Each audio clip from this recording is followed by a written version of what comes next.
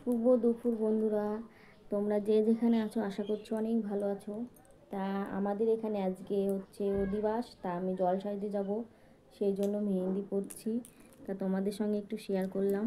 তা তোমাদের আমার সকল বন্ধুদেরকে নেমন্তন্ন থাকলো আমাদের এখানে নামযজ্ঞ গান শুনতে আসার জন্য ও মৎস্য খেতে আসার জন্য। তো তোমরা সবাই কি করছো এখন অবশ্যই আমাকে কমেন্ট করে জানাইও। আর তোমরা সবাই পাশে থেকো, যে নামযজ্ঞ অধিবাসে গিয়ে যে সারাটা বিকেল কি করি না করি তোমাদের সঙ্গে পরের ভিডিওতে শেয়ার করব অবশ্যই।